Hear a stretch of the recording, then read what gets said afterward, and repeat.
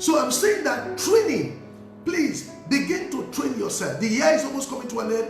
Whatever area of passion that you have, when you have passion is like raw material. You have to translate it. You have to transform it into actionable capacity, actionable capability to achieve your desired goals. Train. Go for training. Now, one of the problems we have in the kingdom of God today, we have stopped training. When we came to the kingdom of God, there was no compromise. You have to be trained as a disciple of Christ. You will go through years of training. They will train you about character, train you about vision, train you about purpose.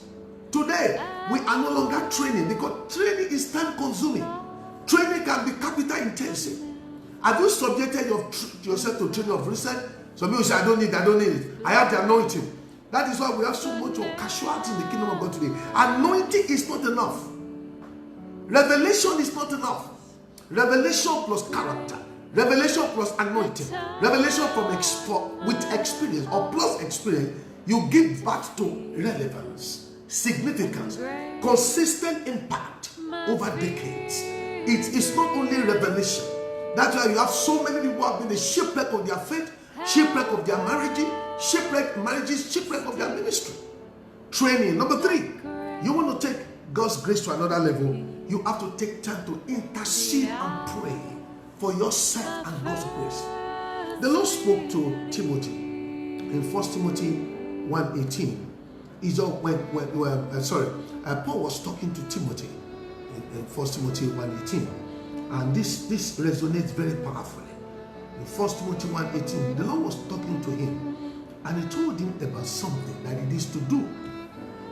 He said, "This charge I commit to you, my son in the faith, Timothy, according to the prophecies previously made concerning you, that by this understanding of the grace you have, you will enter into seasons of warfare." You have to pray. Now, so you are going to pray, having faith and good conscience, which some having rejected concerning faith have been a shipwreck, who are Hymenaeus and Alexander. What I'm trying to say, what you say here is that a lot of God, the Lord has said, "Oh, you are going to become the president of Nigeria. Oh, God has made you the president of a state. God is commissioning to the political landscape. God wants to go and be a light bearer. Oh, God is saying, I'm commissioning to educational institution, going to school ministry." After those prophecies, we need to enter into a season of personal intercession, spending time to pray. It is in that prayers, it is in that intercession that understanding will come, deeper revelation will come, modus operandi will come, strategies will come. Oh, hallelujah. God must not speak to a man today and tomorrow is on the street. No. When you receive revelation, you will pray revelation, you move from revelation into wilderness. The anointed David in 1 Samuel 16, David was anointed. It took David over 18 years before he sat on the throne. So revelation sometimes takes us into testing. After revelation, you go to a season of trials. You might even want to doubt whether God called you. After God brought down his mighty hand upon Egypt, and there were 10 plagues that broke the backbone of Egypt and delivered God's people. Do you know that from that place they entered into the wilderness? That was supposed to be for 40 days, they spent 40 years. They lost it in the wilderness. A lot of people are break down in the years of wilderness. They break down in the season of trial. Then from the wilderness, you now go into manifestation. Manifestation does not follow revelation immediately. So there are seasons of warfare. Taking the grace of God to another level. Number 4, quickly, I want to talk about association and mentoring. I mentioned it when it comes to training. Now, mentoring is a bit closer.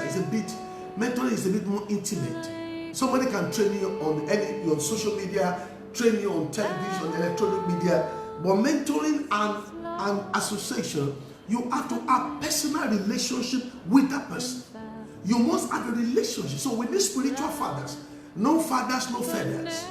All spiritual sons, return to your spiritual fathers. Fathers, go and look for your sons so that we'll have peace in the land. Mothers, go and look for your daughters. Daughters, look for your mother so that we can have peace in the land. You must have fathers. You must have accountability partners. You must have men that speak into your life. Paul spoke to the life of Timothy. He spoke to the life of Silvanus. He was the one that raised Titus. Can you imagine that? Moses raised Joshua and Caleb, especially Joshua. Elijah raised Elisha. Jesus raised 12 disciples. There were first 3. Then it was first Simon Peter, then John, then James, then to 12. Then it went to the 70. Then it went to the 120. Then there was a time it was 700. Jesus kept mentoring. Mentoring. You need a mentor. If you feel that you are too anointed and you don't have a mentor, I can assure you disaster will your ministry. You have to look for fathers. And I want to also appeal to fathers. Fathers, accept your sons with love and passion and help them genuinely. A father cannot be competing with his son. It's a taboo, even culturally. Every father prays that his sons is greater than him. We pray that our sons are greater than us. Our sons will take our name to the next level. Do you know it was David that popularized Jesse? Jesse was just a Bethlehemite, a quiet man. When David attained national prominence, they say, whose son is this? They say, I'm the son of your servant Jesse. Oh my goodness. Fathers should stop competing with their sons. And sons, be careful. You can never compete with your fathers. If you are a son in ministry, you want to compete with your father, you are courting disaster. It's an abomination. Culturally, spiritually, socially, corporately, you cannot be a protege of a CEO or an MD of a company, and then you are competing with your MD. You want to upturn him. You want to dethrone your captain. It is totally wrong. Unacceptable, carnal, Babylonian, wicked. You cannot compete with your father. You can only respect your father, love your father, submit and support your father. Oh, let me begin to round up here. If you are taking God's grace to another level, avoid competition. Don't be discouraged. You need a lot of courage. That was why Moses was speaking to Joshua in Joshua chapter 1. From verse 9. Joshua, you have the new grace and new ability because Moses had laid hands on you. You have an assignment. The hand that was laid on Joshua was connected to the assignment. You are taking the people to the promised land. I am telling you today, Moses and Joshua, you must be strong and courageous. You have to be courageous. You have to be strong. You have to be courageous. Make sure that you don't compare yourself, because sometimes when we compare ourselves to other people, you go into a season of depression. You begin to cry and whine and go to self-pity. No! Celebrate what God has put in your life. If you are taking God's grace to another level, you must exercise. You must come out of your comfort zone. Fear is a destiny destroyer. Don't allow fear stop you to step out. Don't allow fear paralyze your vision. You have to step out no matter what it is. If God has graced you, empowered you for that assignment, maybe to the spiritual or secular, whatever vision and goals He has given you, you have to step out. Do you have a product? You have a biological product. You have a corporate product. What is that product God has given you? You have an IT product. You have a family product. You want to market a particular product that God has given you. Don't be afraid. This world belongs to the board. Both people are the owners of this world. There is no successful man on this globe today, whether in the kingdom or outside the kingdom, that there is no dose of audacity, there is no dose of courage for them to break from the unknown to the known, obscurity to lamplight. God bless you today. My name is Dr. Lumi Wanobanjo. I'm the senior pastor, House of Praise Christian Center, 28B Isaac John Street, GRA Ikeja, Lagos, Nigeria. I did say at the beginning of this broadcast that get ready to enjoy the corporate experience of seeing us live in church service. Live streaming is starting very soon. Most of you have been wondering what's happening. We have been teaching God's word. Oh yeah, we want to market excellence. We want to give you what you will like. I am already telling you, get ready for live streaming of House of Praise Christian Center services. God bless you. You can follow us on all social media handles. You follow us on HPCC, House of Praise Christian Center, on Instagram, on Facebook. Then subscribe to Olumiwa Onabanjo on YouTube. We have over 54 videos of powerful messages.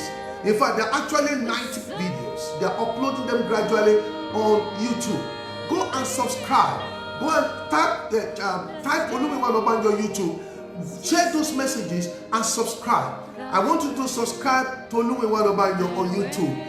God bless you mightily. The purpose of this is to encourage us to know that we are connecting you. You cannot be enjoying the messages and you're not doing anything. You're not reviewing. You're not encouraging the messenger who has brought the message.